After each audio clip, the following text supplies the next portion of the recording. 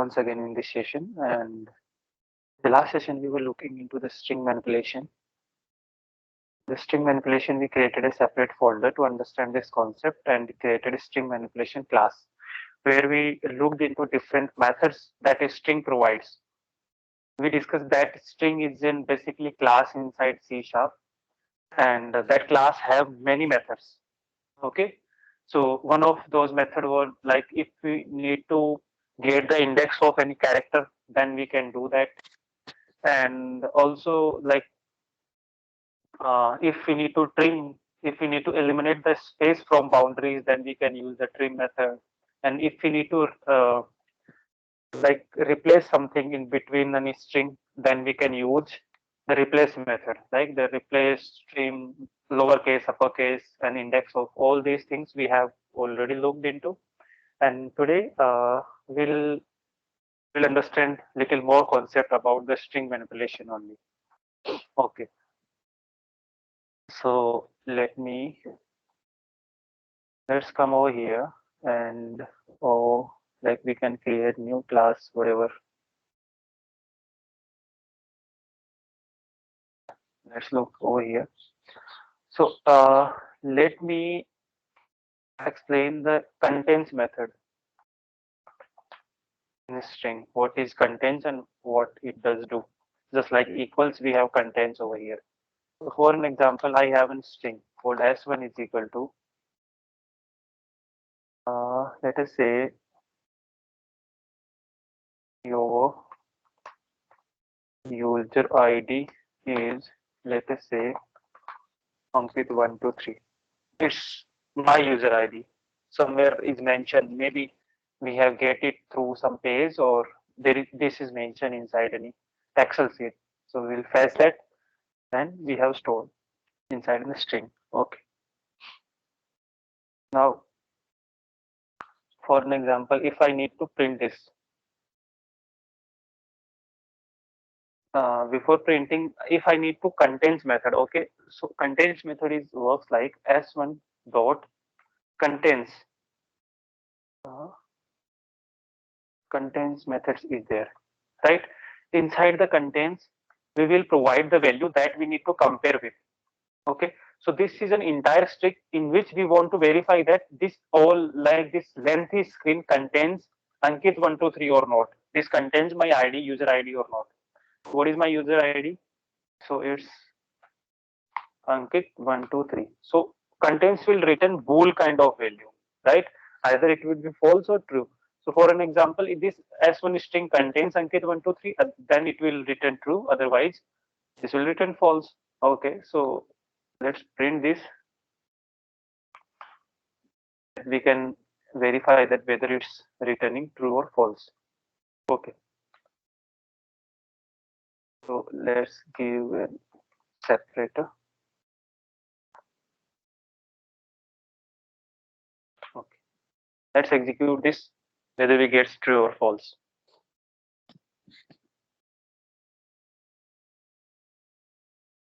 If my entire string is containing Ankit123, then it will return true, otherwise false.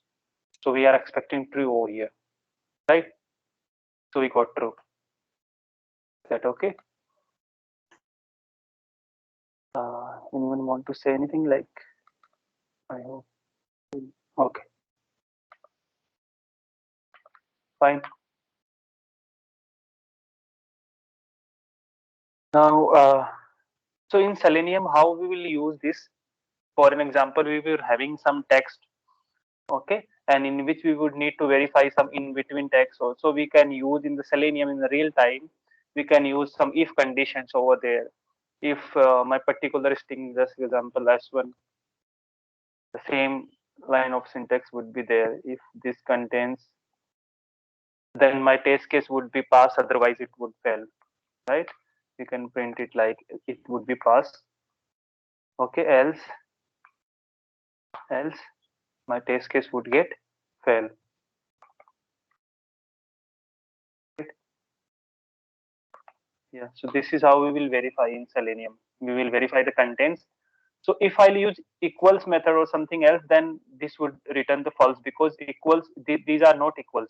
this particular entire string contains a specific value. That is the purpose of this value. Like this is the purpose of this method contains. Okay, and there are some comparison operators as well. Okay, so just like if we need to compare two strings, right? For an example, I have a string. Let us say this is very important concept. Most of the time we'll use this, just like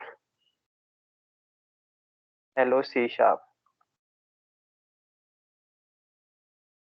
for an example.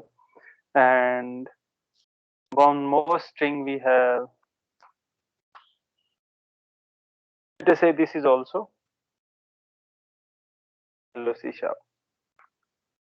What if, for an example, we have multiple strings and both of the strings having same value. We need to compare this whether they are equal or not. So there is an equals method, equals comparison methods inside C sharp. So how we can do that? We need to print, let us say T1 dot equals method is there, and we are comparing with T2. This will also return the true and false. If the value of T1 and T2 are same, if T1 is equal to T2, then it will return true. Otherwise, this will return false. Okay, let me run it. Let's analyze the output.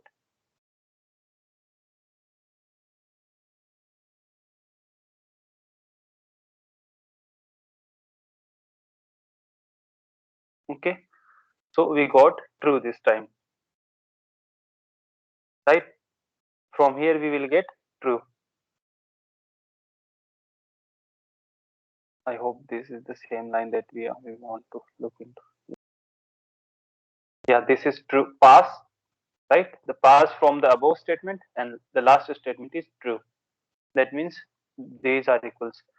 What if, like, if the T2, the C sharp in T2, the C is capital, then will it return true or false? Let us see. If one of the character, then it will return false, right? Because the C sharp is case sensitive language. Case sensitive means the small and capital, if there are two string, one is in small and other one is in capital, then they are not treated as an identical values, right? They should be considered as an different values. So that's why we can say that C sharp is a case sensitive language. Okay, there is one process called equals ignore. Let me remember that.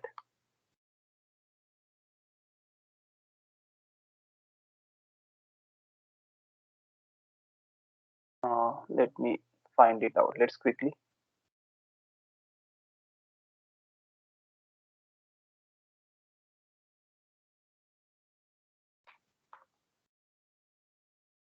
Equals ignore in C sharp. Sometimes we may need to use this. So that will ignore your whether you are using that equal or not. Okay. So let me quickly look into that spec.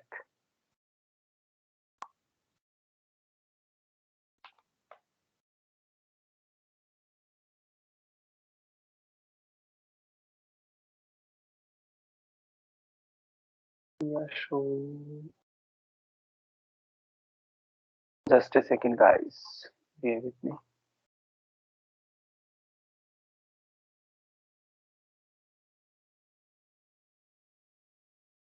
It's not there. Yeah. Original ignore case. Yeah, it's there. Yeah. So there is one way in C sharp if we'll use just like we are comparing these two values, and this particular like syntax is returning false because this C is in capital, right? Let me execute it once again.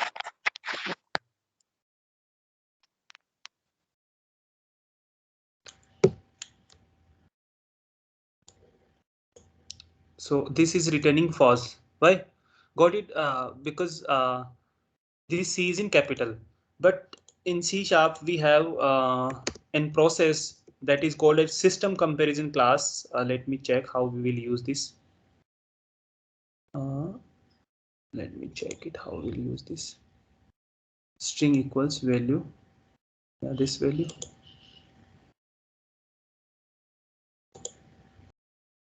Okay, let me use this T2. This is how we will use this. Just like if we need to compare T1 and T2, and we need to, there is a string comparison class, and inside this there is an order original ignore case. If we'll use this particular line, then whether these are in capital or small, this will not verify. The only condition is that these should be similar to the above one. So this will ignore the cases like symmetry cases. So let's run it and analyze the output. Okay, so very joy. Let me run it again. Okay. Pass hello C sharp. So this is basically printing the values, but we want an true and false. Yeah, this is printing. We don't want to print anything.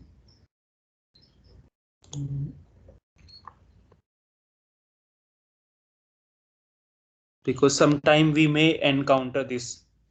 Yeah, here it is. We don't want to print anything. We just want to get true and false. What equals, and we have T2 over here. Yeah. Now this will return. There are multiple methods, just like invariant, culture, ignore case, or equals ignore case. So it may be a requirement like, hey, doesn't matter. They are, some letters are in capital or small. We should need to verify whether they are equals or not. Okay, so let me run. Hopefully we should get a true value this time. Yeah, and this is true. For an example, if I'll write like C sharp, let us say Java over here. Now these are not equals, whether you make it in capital or small. So this time this method should return false value, right? So we are getting false over here, correct? So yeah, always try to remember, like, yeah, you just keep in mind like, yeah, there is a method, there is a string comparison process. First we will need to use to like equals, and if we need to like, we don't want to put and check whether they should be in capital or small, then use this string comparison dot invert culture ignore case. Okay, using this invariant culture ignore case, you can ignore the case sensitivity in C sharp. Okay, so you can remember this. It may be useful many times. Okay, yeah. So for an example, these are two strings. Okay, let me comment it out. And let's take in small. Okay. Now, so basically what is this? The normal equals we are using, just the normal equals that we are using. Yeah, this is basically kind of, we can say, hard we can say hard comparison, because this in everything should be similar, and this the below line can be called a soft comparison, because we are not verifying the case sensitivity of that string words. Okay, now let us say if both are same, but this particular line have some, just like we have one space and this have one more space. So what should this return? What is the expected, whether is both T1 and T2 are true or false? Let's run this. So this is false, because there is an extra value inside this, and that is space. So we should not, we cannot say that, hey, these are same. No, everything, like, we cannot add extra spaces in this, otherwise the comparator operator will always return the false value. Got it? So now, as we were discussing yesterday, how these are getting stored inside the memory. That is very important concept. So for an example, let me open the pen editor. Okay, so how the memory is allocated to these is like, this is an important point, like it may be asked sometime, not in the interview, but yeah, you should be aware of this. Yeah, if you will be aware of this, the memory management, then you will be like, you can stand out from other professionals who you are working with. The most of the people are not aware of this memory management that we are discussing. So as we discussed earlier, we have, for example, two kinds of memory over here. One is heap, one is stack.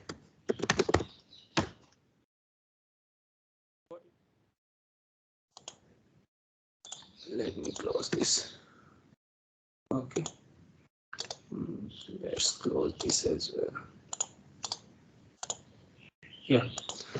So over here, what we are doing, we are simply creating two string objects. Let us say this is T1 and T2. Over here, we are maintaining these. Let us say for an example. Correct? Yeah. So what is happening inside the memory? As I told you that inside the heap, there is some another memory that will be assigned to the specifically to the strings. Okay, and there would be an object. Automatically, there would be an object would created inside the heap memory, and that should be known as a string, a constant pool or a string pool. Let us say the name of this memory is constant pool. This is known as SCP memory inside the heap. This is specifically for the string kind of values. Okay. Now, okay. Now, for an example, where this hello C sharp will get stored. Okay. So this hello C sharp will get stored inside this object. And we have two hellos, like we have two values, string T1 and T2. For an example, we have two different references. So do you remember, like references always stores inside, we have discussed this inside the stack. Just like we have two spaces, two references, T1 and T2. So my question is, will uh, all that references, just like T1 and T2, will refer to the single object hello C sharp, or just like we have two values, string T1 is equal to hello C sharp and string T2. So there would be a new entry for this. So always remember, these reference variable will always refer to a single. This reference variable always refer to a single object, right? The C sharp is designed in such a way that it always refer to a single object, like another hello C sharp will not created inside the heap. Got it? You should always need to remember this. Okay. So like we can understand this, like there is an employee in the company. For that particular employee, there is an entire list is available over there, but the company name is same for all the employees. So every time we need not to create, like different uh, objects for that string. Hey, this company name is, for an example, IBM. So IBM inside the heap memory. Otherwise, there would be unnecessary. So only one string would be stored, and then the different reference variable like T1, T2, T3 will refer to the same object. For tomorrow, let us say we have one more. Let's say we have one more T3. Okay, and let us say hello C sharp. We have one more string. Now this string will the T3, the reference variable would be here. Okay, and this will refer to the same. So there would not be assigned any memory again, like there would not be created any separate object for the hello C sharp again. So hello C sharp would be stored once inside the heap memory, inside the string like constant pool, and then different reference variable would be like referring to the single object. Got it? Is there any question, Ashwini? Question is, you mean to say that if the same value is there for any Yeah, assigned string, yeah. then they will The only one once object. will be stored. Yeah, yeah. And this is only applicable in the case of string data type. Okay. Why it's only applicable in the string data type? Because string is the most or frequently used data type. Okay, most of the time we would be dealing with. So if you are dealing with integer or in float, any other data type, then you every time there would be a new memory allocation for that particular value. But in case of this string, we would always have like the memory allocation like this. Okay. Now, for an example, you have defined, let us say over here, you have defined just like hello C sharp, hello C sharp. Now, for an example, you are comparing just like there is an equals method. That's okay. You are comparing like this. Hey, let's print T1 is equal to T2. So the concept that we are discussing today, that they are like maybe someone may not ask that, but they are very helpful when we will real time if you will face any scenario in such a way. So that's why I'm discussing this topic in detail. Otherwise, like beginners, for the beginners, I usually don't discuss this advanced concept, but it's okay. So what is the difference between this? T1 equals T2 and T1 is equals to T2.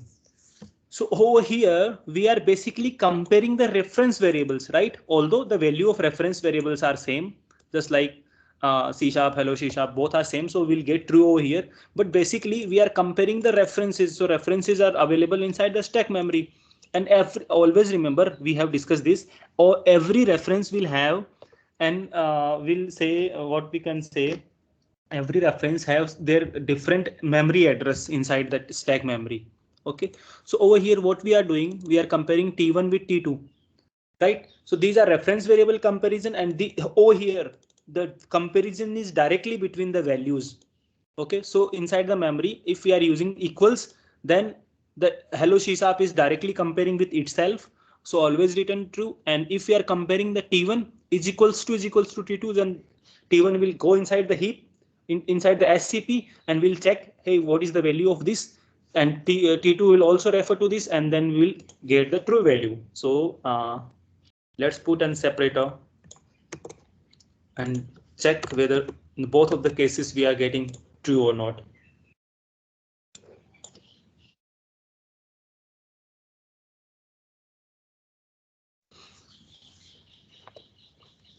So we are getting true, right? I mean to say that this is reference comparison and this is value comparison. So which is more preferable? Always prefer, in case of string, always prefer the value, the equals method. Okay, the reference could cause some issues. What are those issues? We'll discuss it right away. Okay, so for an example, what is this? Like for an example, these are called, just like we are assigning value to this string as T1, string T2, directly assigning some values to that string data type. Okay, these are called string literals. You may have heard this word string literals. Okay, these are called string literals, and we can also create object of the string class. Let us say string, let us say T5. We have one more string called T5 is equal to new string, right? And inside new string, you are storing something like this. Hello, there is another language called Ruby. Okay, so you created one more object this time, right? So how many object would be created inside the memory? we already have like string. As soon as we will define the string literals, there would only always, like by default, a memory string inside the scp. There would be more memory created. And if we are creating a new object called string t5 is equal to new string, then how it would be managed? How many objects? My question to you, like Ashwini, how many objects would be created inside the memory? Any guess? Two objects. Two objects. Okay. The answer is correct, but how they would got created? Let me explain you. So as soon as I'll write new keyword over here, you already know that new keyword always creates an object inside the memory. So a new object would get created. Okay, and separate object that would be for specifically for hello ruby, right? And there is a single reference variable that will get created inside the stack memory, and that is t5, right? Now the point to keep focus over here is that as soon as the object of hello ruby will get created inside the heap memory, same an object of the same memory will also get created inside the heap, just like we have hello ruby over here as well, right? And this t5 inside that scp, always the one value of the string will always go inside the string constant pool. This is not pop, sorry guys, let me correct it. This is pool.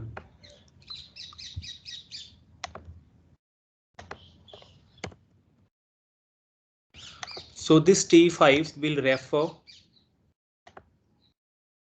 to this hello ruby as well over here as well, right? Now okay, so now for an example, if I need to print the t5, then sorry, so over here the value of t5 will be coming from this particular object, and the similar kind of value would be assigned to that string constant pool also. So maybe later, if someone comes and want to like, so the second object created one inside the heap and another inside that string string like constant pools, right? Your answer was correct. There would be two separate objects for this, but they are in the different memory locations. Okay. Now who is Why this two values, one in string constant pool and one is other? yeah, For I'll this. explain you that what is the use of this. So now only the t5 is referring to the this object. Okay. Okay, now let me come over here, and we have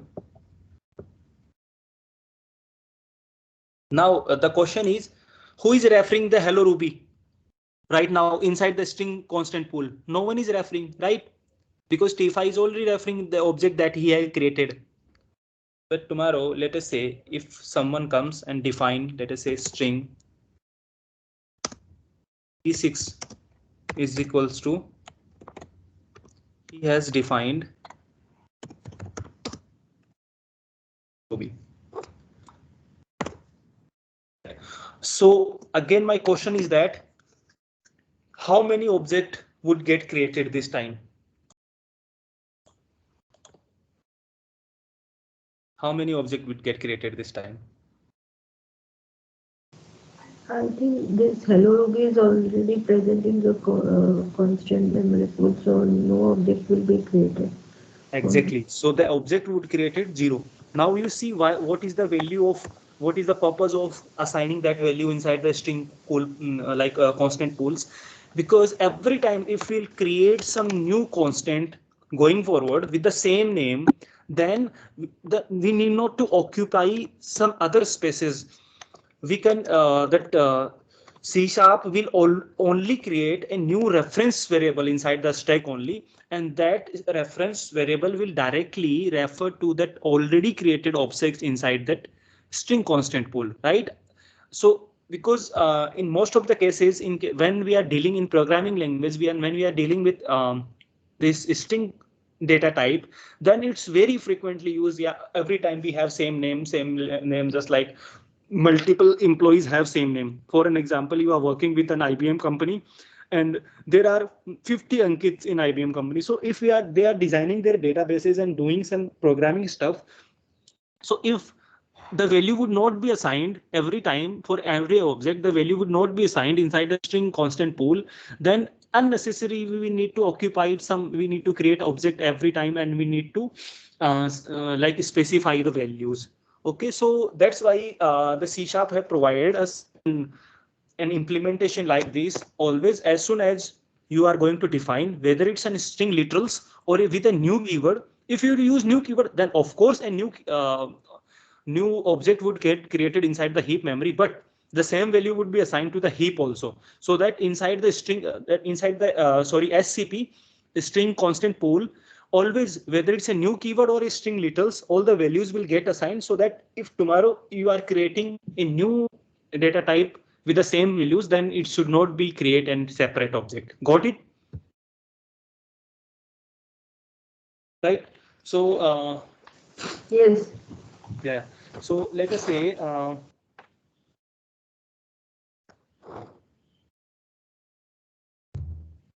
if you create like this,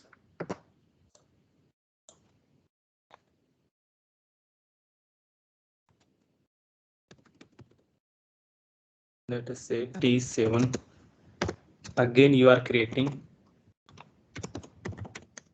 this time how many objects would get created? Not like this. New string, and inside this you are using hello Ruby, right? So how many objects would get created? So the object will get created only one, right?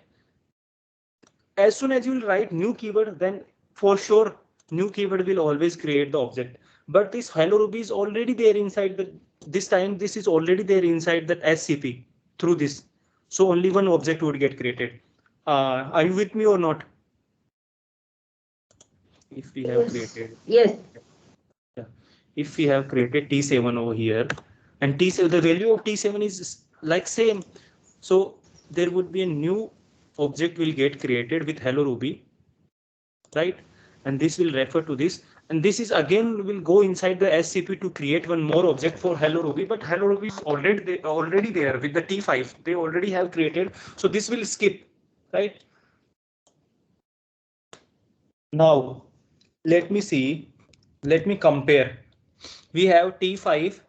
This time we have T5. The value is hello Ruby, right? And we have T7. The value is same, right? Let me compare this. Console.writeLine. We compare T6 like this is equals to T7, T5, not T6.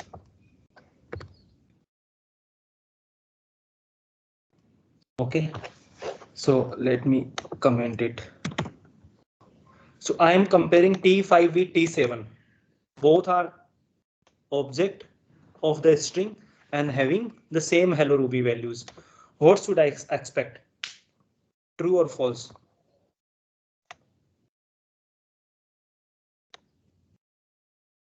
It will be true. It will be true. Let us see. It's true or false.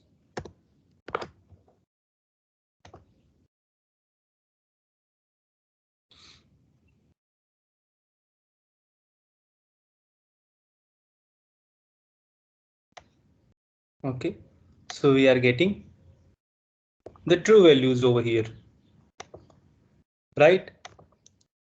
So we are getting the true values over here. Why we are getting the true values over here? Because the value that has been assigned. But what this comparison is called? What this comparison is called? This Reference comparison. comparison. Yeah, this is called the reference comparison. So there are two kind of comparison. One is reference comparison, one is value comparison. Okay, so if I let us say if I compare, if I say like this, console.writeLine t6 is equals to let us say again 5 double equals to t6.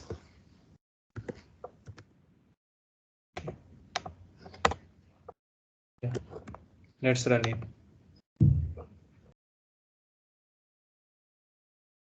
So again we are getting true values, right?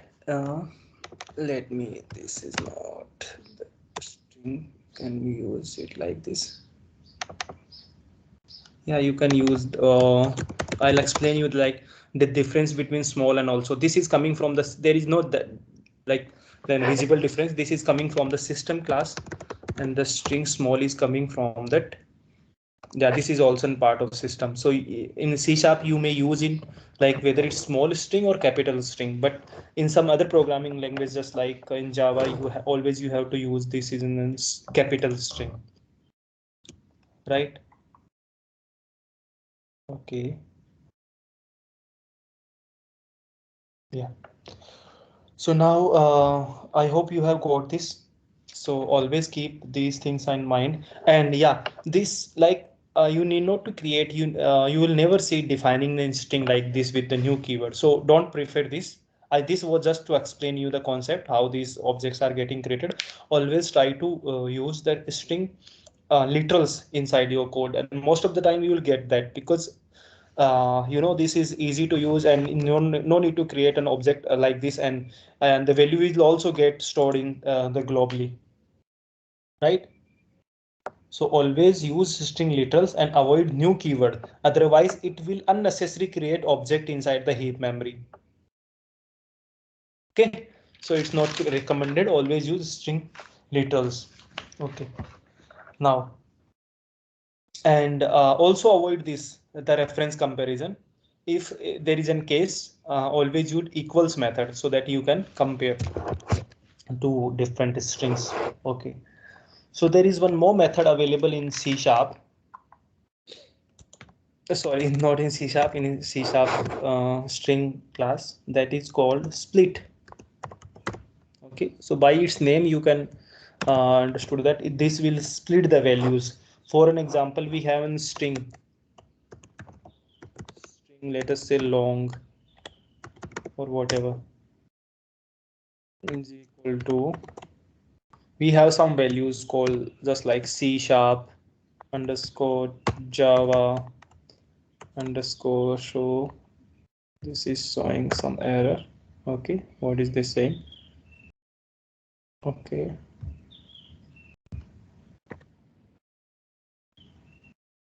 what's the error? Why this is error? Of T code 6 cannot implicitly convert I'm string to long. Okay, so yeah, we have written basically two data type simultaneously together. So let us say L C sharp Java and some other programming, let's say Python, we have Ruby, we have PHP for an example. You need to split this. There might be some in real time, there might be some cases just like your name, first name and last name are given together. You need to split this. Hey, I want to separate it. I want to separate my first name with the last name.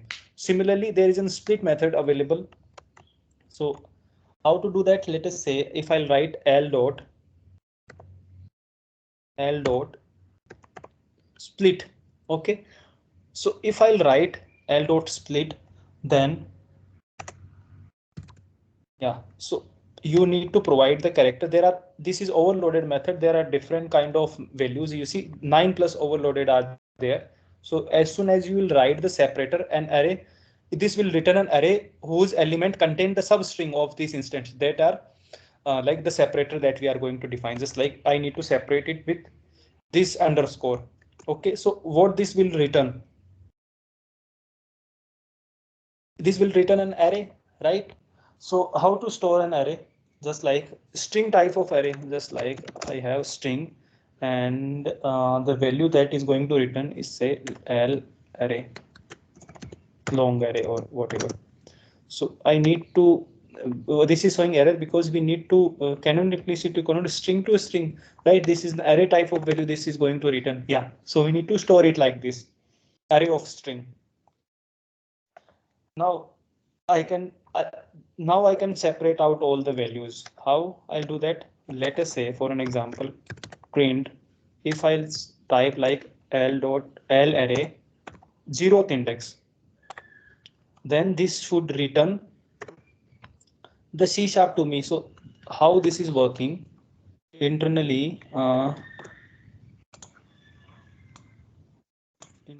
this C is on, let us say this particular C is on 0th place. Okay, Java is on first, Python is second, Ruby is on third, PHP is on fourth. So this is how they are being divided if I'll separate it out with that underscore values, right? So at the 0th position, what is over there? C sharp is there because we have separated based on the array, right? So this should return the C sharp. Similarly, if I'll write it like this, what this L array 1 should return, this should return, this should return to Python, this should return Ruby, right? If I'll write one more line over here, this would return PSP. Okay, let's execute it.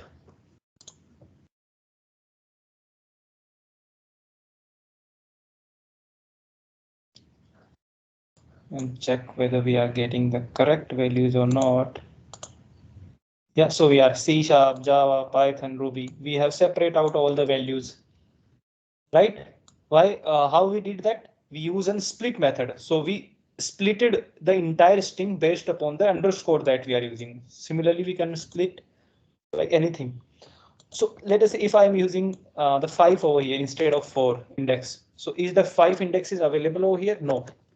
Like we have only 4 indexes we can use because we have only 5 values 1, 2, 3, 4, 5. So index would be from 0 to 4. If we are using 5, then what will happen? We'll get an exception, right? The null array out of, see this is get index out of range exception, right? Because we don't have index 5 available inside. So if we are using this, then always we will going to have index out of range exception. So always use print the values that are being defined inside the range. Yeah. So for an example, if you need to use like single values, if you need to use the third value only after splitting this, you need Python, then use the single print line. Or for an example, you have hundreds of values. So there is no like you cannot every time you cannot write the indexings like 0, 1, 2, 3, 4. Then simply use for loop or for each loop and print all the values together, right? So how you gonna do that? Just use an for loop or for each loop, whatever like you'd like to use. So let us say for each, inside the for each, let's write the collection over here. So what is our collection? This is our collection. Okay, and item, instead of item we can say language. L represents the language. Okay, so this is going, so we need to write it, let us say language, and let us print this. Okay, sorry, let's print the languages. So now just put the separate over here. Now this should do? All the values are assigned inside this L array, language array. by after splitting the values, and this for each loop will one by one the single value would be assigned to this language, and this will get printed. The next time the next value will come into the picture. Let us see. Let me okay execute it.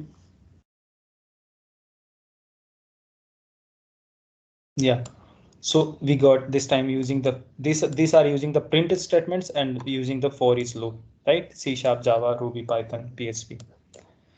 This is how we can use the split method, and it's very useful many time, and practically like most of the time I'm using this while writing the automation scripts. Okay. So yeah, there might be some cases like there might be some lengthy values. Let us say string m is equal to, I have testing, let us say some string like this, small x, capital X, and I have C sharp, then let us say small x, capital X. Okay, and I again have capital X, anything like Selenium, capital X, and small x, capital X. I would have Python. Okay, so I have some values like this.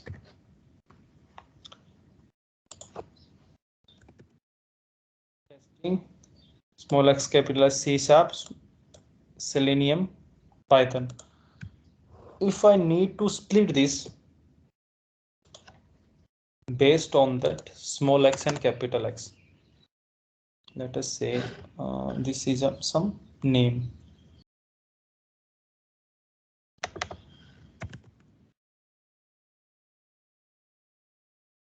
If I need to split this name dot split method is over there, split, let us say, can this split take string? Yeah, so based on the small and capital. Remember over here we are using the single character to split the values. This time we are using some string values just like small and capital X. Okay, let's store inside some string value like this string array of string, let us say some name.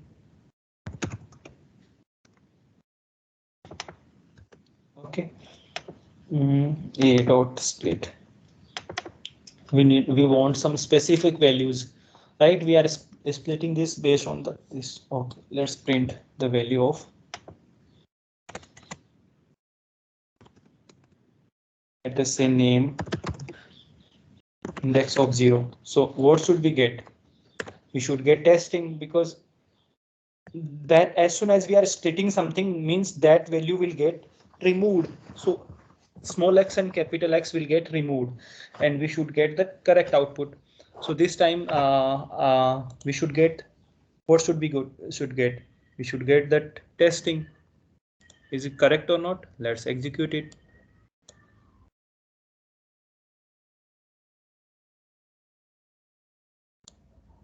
So we are get the testing. That means we are correct this time. So what if, for an example, I'm using testing XX. What if that small x and capital X is available before the testing word? So what should be the output over here? What should be the output?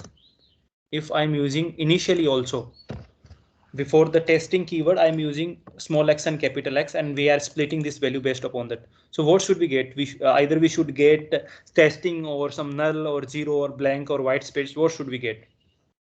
Okay, let's run this.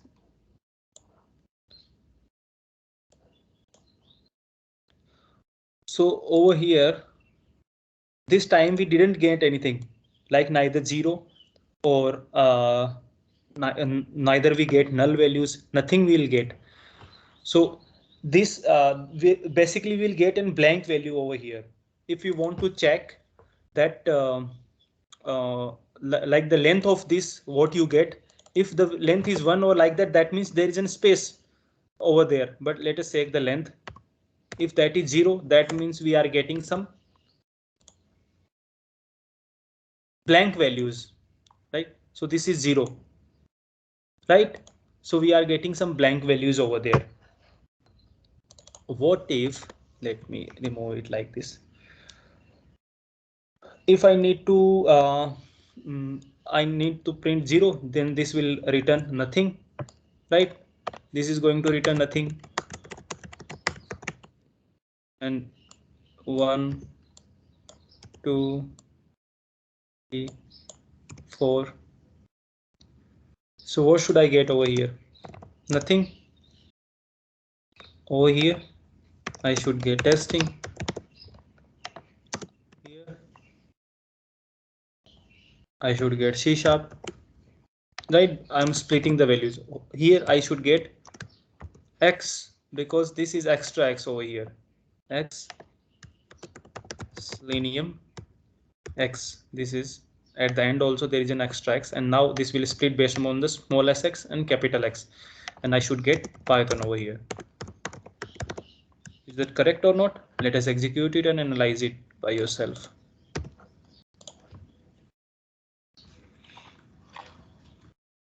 Right, we go testing C#, X, Selenium X, and Python. That means we are doing it correct. So what is the practical use of it? In Selenium, we can use this approach in data-driven testing, right? In data-driven, we may have some raw data and we need to split that data. For an example, we have some string, okay? Some string values, just like employee data is there. And employee data might be some name, just like Ankit, okay? And there is some surname, okay, and anything can be there. Let's say the age, maybe 45 is there. Let us say is from which city, which country, okay, and separator can be anything like the DOB for anything like one. We can write it like this: 1/1/1970, maybe anything. And the profession is QA, and specialization anything just like API programming, like this. So we may have in data driven, we may have raw data like this that has been denoted by either this double dots or like this semicolon, okay, whatever you want. There might be the like the requirements, the data is has been given in this format in Excel sheet or like in real-time applications, okay. So if you need to like separate it, everything you need to separate it, then you may use this split method over here, okay. So just like how will you do that? Emp data dot split method is there, and on what basis you want to split it? You want to split it based upon that semicolon, right? Where you are gonna store this? In some string array. Let's give it good qualified name, right? Now further you can print the values using for loop or for each loop. Let us use for each loop because that is easy to, yeah. So you have employee, list of employees would be there, and let us say print E, and inside this let us console.write line E. Yeah, so you should get Ankit 45 New York, okay. Let's, you can give some name over here, employee, whatever you want to assign, okay. Let's run it. So this is how you can use the split method inside C#. You see, so the employee is Ankit, employee is 45, employees from New York, the country is USA, date of birth of the employee is this, and employees and QA and specialization is this. Got it? So this is how in the real-time data-driven approach we will be using the split methods. And also there might be some other scenarios as well where the credentials are in given in such a way. Credentials are there, like we have username is admin and password is, they are given all together. Password is admin123, right? So you need to use split method. So either you can use the split method, like you can first split it and store inside the string array, then you can use that or print the values, or you can directly print it, just like you need to print first there is in credentials. Okay, just split this. On what basis you gonna split this? On the basis of, let us say, semicolon, right? Then just print the first value. What is this? This is my username, this is admin, this should return admin. I'm directly, this time I'm not storing this inside the array of the string and then not using the value. I'm directly writing 0, the index number over here, right? I can use it like this also. If I'll use 1 over here, then I should get admin123, right? Let me execute it. Like whatever, like we are getting an admin123. Should write it like. So yeah, this is all about the split that we are doing over here. So is there any question, any doubt, any confusion in the split method? Both of you guys? No, from my side. Okay, that's cool. And yeah, and we'll use this practically many times in the Selenium. That time we can discover it more. Yeah, so we have one more method inside available. If you need to get some string, substring, let us say you have, for an example, you have some message is equal to some good, let us say your order id is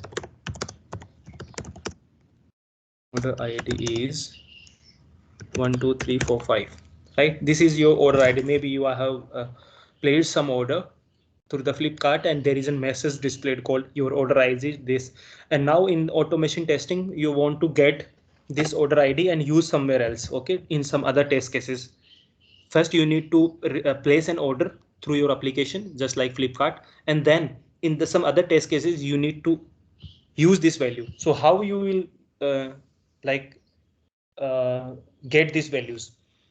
There is a method called substring inside the C sharp. So let us say message dot substring. So substring also an overloaded method. Inside either you can directly assign some index number called substring, right? Substring method. So this is the starting index of your line. Okay, this is the start index. 0 is the start index. From here this will start locating the string, and at the end, till the end, this will locate. So for an example, if I'll give 5 over here, so 5 is my like 0 1 2 3 4 5 means this will eliminate till your, and this should get print order id is this. Oh, your will not get printed because we have eliminated this, right? The starting index is now 5. This will start from the O. Okay, let's execute it.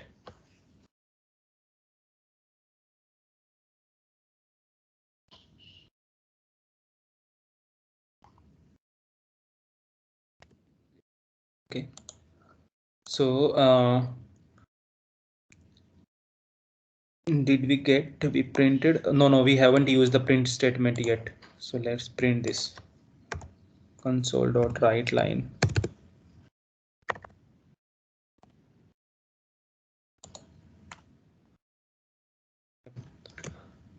So what should this print? This should print the order ID is 1 2 3 4 5 and the starting index is 5 this time. Print please, we are in hurry. What happened? Okay. So order ID is 1 2 3 4 5, right? So why this is starting from order? Why no, your is not get printed? Because we are fetching the substring this time. Substring means the part of the string. So the part which will get printed after that starting point, right? The start point, the start index that we have defined. So start index is 5.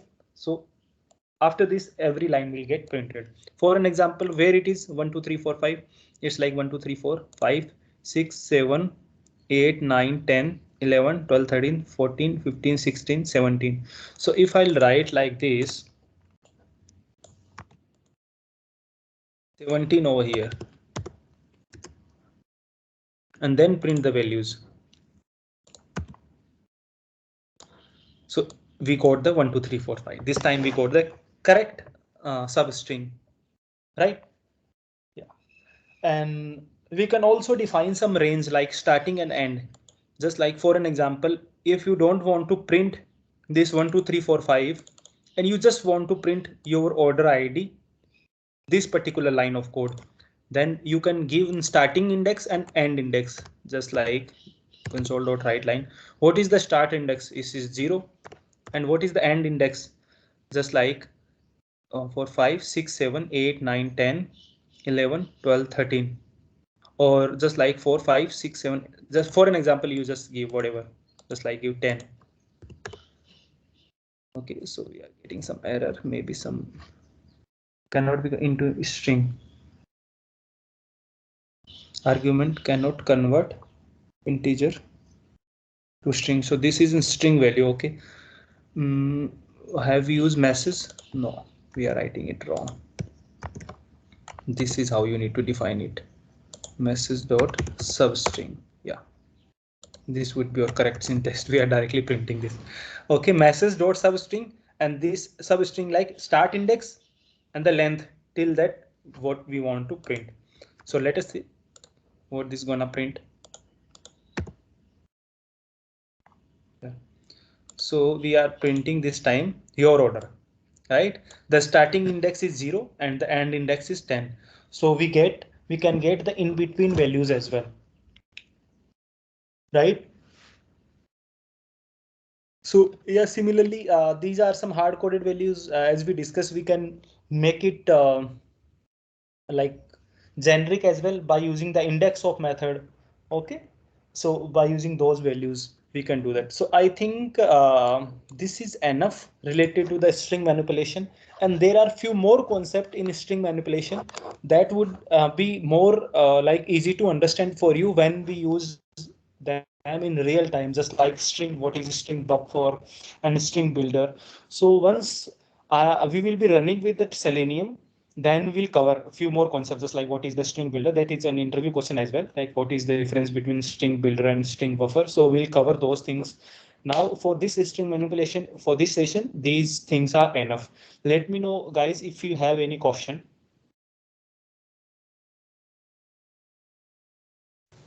No questions. Okay, so thanks. Like then we are done with the string manipulation, and later on, like maybe tomorrow, we can discuss uh, the another session that is related to that access modifiers that we have just left with. So we'll have a session tomorrow then related to that. Okay, thanks for joining.